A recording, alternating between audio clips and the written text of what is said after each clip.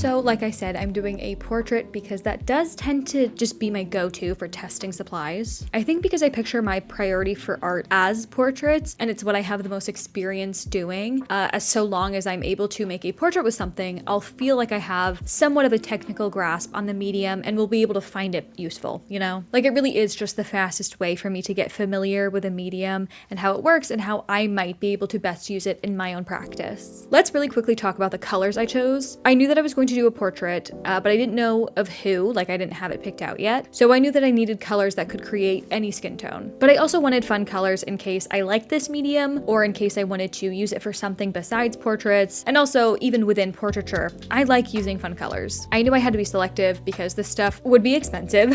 So I would definitely have a limited palette and I needed that palette to be as versatile as possible. So I decided to kind of replicate my favorite palette of all time, which is the palette that my Holbein Artist Gouache set comes with, which is basically a warm and cool version of every color plus brown, black, and white. And technically purple, I don't know if it's kind of its own thing. So I basically followed that rule, plus threw in some extras I thought I would need since these aren't really mixable paints. You know what I mean? They're not like literally a liquid mixable. So I have 2 reds, 2 yellows, 2 blues, black and white, 2 browns, a lighter and a darker, a pastel yellow, a lime-ish green, and a pink and purple. I felt that would cover all of my bases and hopefully give me a lot of neutrals as well as colors. So I swatched them in, rainbow-ish order, and I was immediately really surprised by how soft and buttery they were. Now, I might be really, really, really stupid, but I think I know I have confused these supplies with something else. I talk about this a lot more in the outro,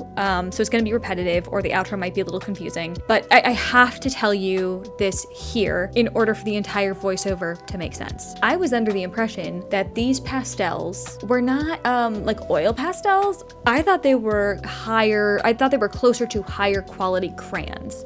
I thought that these would be artist crayons. I had this idea of them in my head based on the videos and posts I had seen of people using them on Instagram and based on the art I had seen people make with them and how I assumed that art was made, and then what I had been told about them. But also it's been like a year since any of that, and so my memory of them could totally be skewed by now. Basically, I was really picturing, buttery, nice, layerable, less waxy crayons I thought that they would have a point. Like I had a very specific medium pictured in my head. But once I swatched these and felt how they worked, I started to wonder if maybe I was thinking of something else. And now I'm kind of wondering if maybe at the time there were 2 similar supplies that were popular. You know what I mean? Like if Caran d'Ache Neo Pastels and also these artist crayons were going viral or were popular at the same time. And so I just got some wires crossed. I just don't know. I really don't know. I've had so many people talk to me about Caran d'Ache, like even kind of recently I've talked to people about Caran d'Ache Neo Pastels, and I referenced them as artist crayons and people agreed. So I don't know. I can't think of any other supply I might be thinking of, but I feel like these aren't the ones that I am thinking of. I just don't know, unless I really, really, really skewed my own perception of these. But no, like there is a very specific artist who I don't know the name. I only ever saw like some other post pop up on my feed. There's a specific artist who made stuff that I was like, these are dry. Like these are a dry supply. And I could have sworn it was these. But yeah, basically I was swatching them and I was like, this is an oil pastel. These are oil pastels. Now it's also worth mentioning that the only recent experience I have with oil pastels is limited to one brand, and it's a pretty low-end brand. So the performance of those might not be all that good or indicative of how oil pastels are supposed to work. Like maybe these neo pastels are how oil pastels are really supposed to work, but I wouldn't know that because I've only ever tried one cheap brand of them before. And with all that being said, the main difference I noticed was that between, these neo pastels and my other pastels are that these didn't really smudge or blend well with my finger, and overall they were less waxy and sticky. So I was confused. I didn't think that these were they performed like pastels, but also I didn't think they were pastels. I know that they're called neo pastels. Because of my preconceived idea, I really thought that these were a different kind of supply. Not that they weren't not pastels, but that they weren't the same kind. Like the Neo, I was like, maybe it's a new kind. Like, I don't know. I didn't do any research before trying them because I was very confident in my preconceived notion of them. I was sure that I knew what these were, and I didn't research during the art process after I realized I was wrong because I was already working with what I had. So Googling it then wasn't going to change how I was using them. But I did Google it just now while writing the voiceover, and I am not surprised to find that these Neo pastels are just higher quality oil pastels. They're oil pastels. They are water resistant. They make, this is like the advertisement for them. They're water resistant. They make soft velvety textures, can be dissolved with mineral spirits, and don't crumble. That's what makes these stand out. First of all, I did get some crumbs. I'm not mad about it. I'm okay with that, but I just do want to say I got crumbs.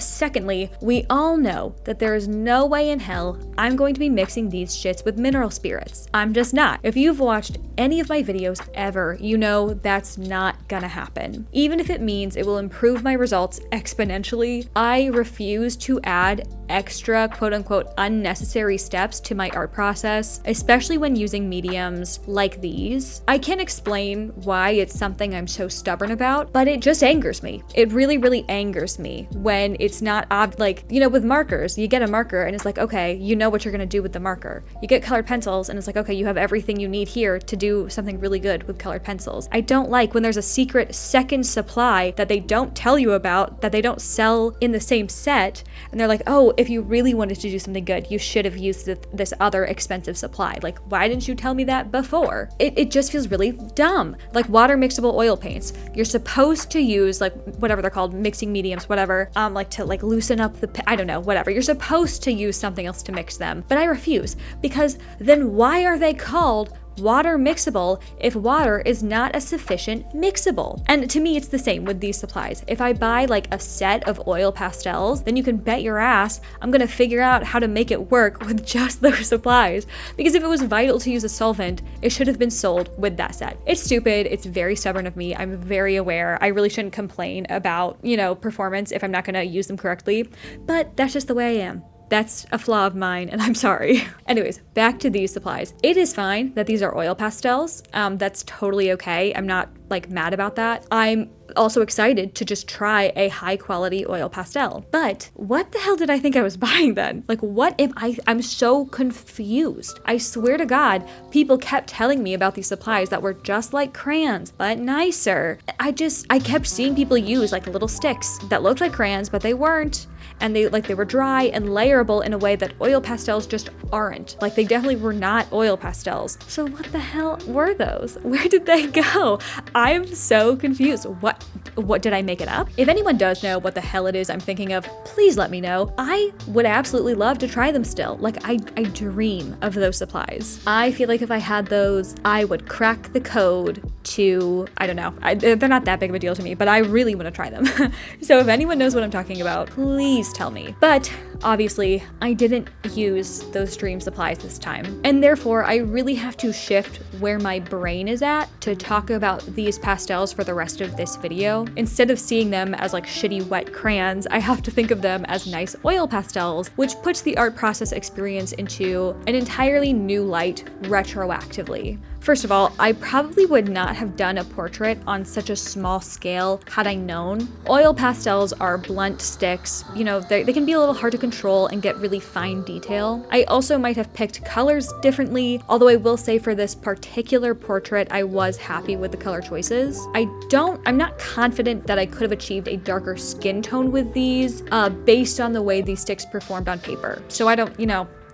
Let's talk about their performance. Overall, I think they were great. Even with the confusion and disappointment of the supply mix-up, I still did generally enjoy this process while drawing. I was impressed once I got into the groove of it by how easy they were to use. They did take a bit of getting used to before I could figure out how to predict how they would mix and to know how much pigment I would need from each stick to get the color I wanted. But once I knew how they worked, it was a fun and smooth process. Primarily because these sticks do feel so high quality. They are so smooth, but they're not constantly sticking to the paper or each other. You know when you use like a crayon or a bad oil pastel, just something waxy, and you stick it to the paper and you lift it and it literally makes like a wet sticking or like sucking noise? These pastels didn't do that even when I was trying to make it happen on purpose. They were able to keep their integrity and not get overwhelmingly contaminated, even when being directly mixed, like put down blue, put down yellow on top, and I wasn't dragging green everywhere the next time that I used the yellow. I never had to worry about wiping off a pastel before using it somewhere else, and it's not that there was no transfer at all, but somehow it just wasn't an obstacle while drying. They layered beautifully. I mean, it was crazy. I have never worked with a supply that layers like this exactly the way, I mean, it was so perfect. They are so thick and opaque, and it felt like there was literally no limit to how many layers I could put down. There was no displacement of the color below. There was limitless working time. At no point did any area of the piece reach its end or its max. I could keep going back and fixing areas and adding to them for as long as I wanted. They also blended and mixed beautifully, though I will say this is where I found the most issue. And by issue, I just mean that it performed a bit differently than I expected,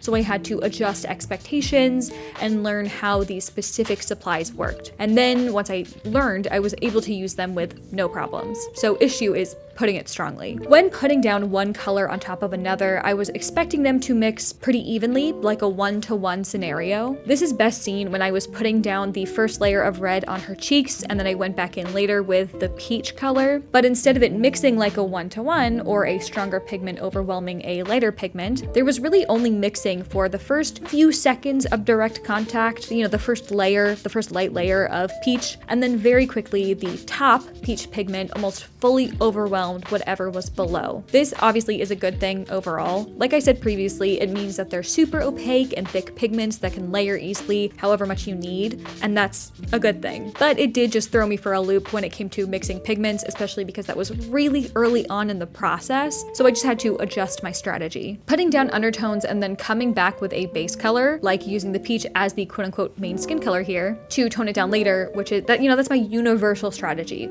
It was not super effective here. Instead, putting down a main base color and then coming back in later with a light hand to introduce fun pigments was how I was able to get things colorful and saturated. Once I got used to it, I actually really liked how there were different levels to the mixability of the pigments. A great example of using a different level of it was when I was trying to soften certain lines, so there was nothing super sharp, like where her lips met skin, her jawline, shadow lines, or the profile of her face where cheek met hair. I was able to pick one color and lightly follow along that line to just barely soften it and blend it, buff it out, without actually drawing over what was already there. I was also able to press down really hard with some sticks to create a really soft, buttery blend, almost like a burnished or rendered look. And of course, there was the option to do a bit of a scribble and leave it as a very textured line. And that technique is mostly seen in her hair. I can definitely see the differences in quality with these pastels compared to the other oil pastels that I'm used to using, and I'm definitely impressed by them. All of them were super saturated, they worked beautifully,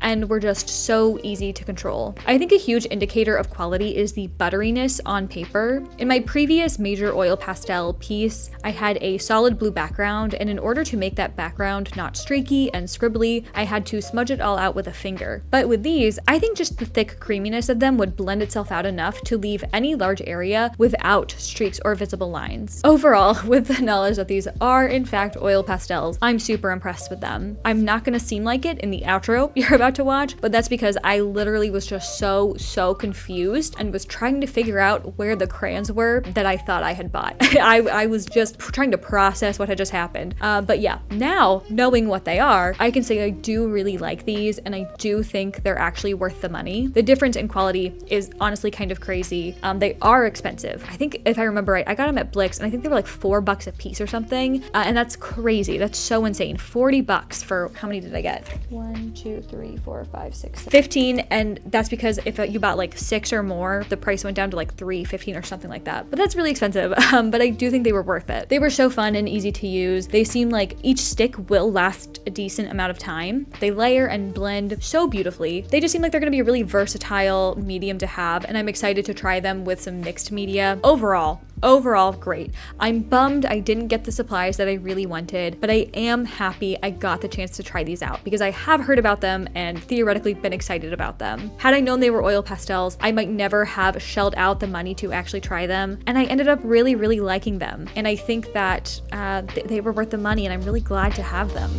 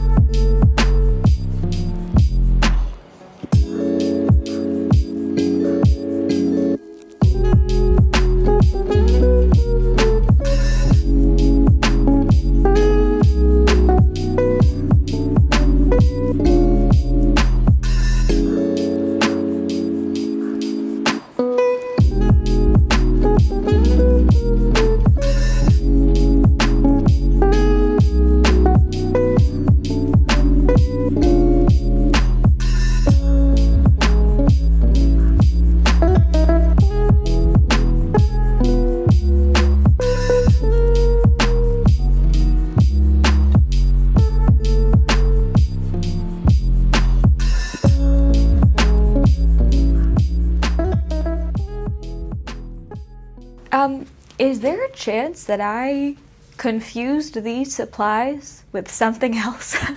Was there something else going on within the past year at the same time as Neo pastels? These are just oil pastels, which is fine. I thought, however, that I thought these were gonna be like crayons, but like smoother, softer, nicer. The way that what I think were these supplies were advertised to me were that they were like artist quality crayons. They were nicer crayons, which is what I was excited to use. I'm fine with what happened today. It's, you know, I'm happy with it, but I am confused. I am a little confused. Like, I really thought, I didn't know that these were just pastels. I honestly don't know that I would have bought them if they were pastels. If I knew that they were pastels. I like them. Let's talk about, I think it turned out really good actually. At first when I started, I was like, girl, what is going on? I was really, really worried about it. I was very concerned for my safety and well-being. But I think it turned out really good. It's probably she's looking a little skewed this way. You know when you're on digital and you flip your canvas and you're like, oh my God. She might be suffering from that a wee bit. I am just like confused. Did I make it up maybe? Because I watched so many reels of people using these, and one, I remember they had points, which I thought maybe they were just sharpening them, and they definitely seemed dry. Like they layered without blending. Confused in the sense of like, did I gaslight myself? Did I make something up? Or did I buy the wrong thing? What the heck is going on? But yeah, I did like them still. I still enjoyed using them. I'm really happy with what I was able to do with them.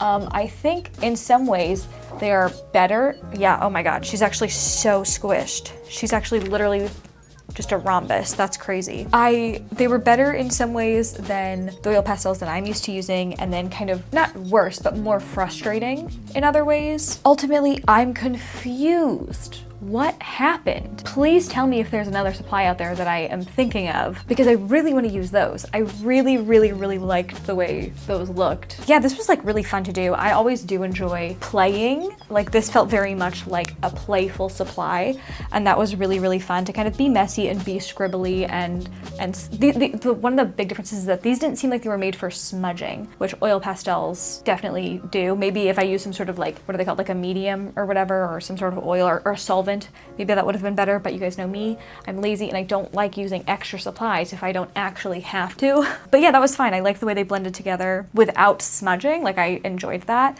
It felt really fun. It felt playful, which was really nice. But I don't know that I see myself buying any more of these in the future just because like they're just oil pastels, but also maybe I would use them instead of oil pastels. Like why are they neo pastels? I didn't do any research.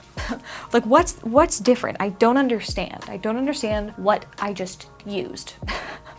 I need to do some research. I'll probably do it before I write the voiceover, so my voiceover might be more coherent. Yeah, I don't know. I'm like reeling. I like literally cannot say anything comprehensible because I'm just confused. But that was that. That was the portrait. Very interesting. Let me know your thoughts on neo pastels if you have them, if you like them. I would love to hear your thoughts if you've tried these. Thank you again to Gelato for sponsoring. Make sure you check them out. I'll see you next time. See you on the flip side. Talk to you later. Bye.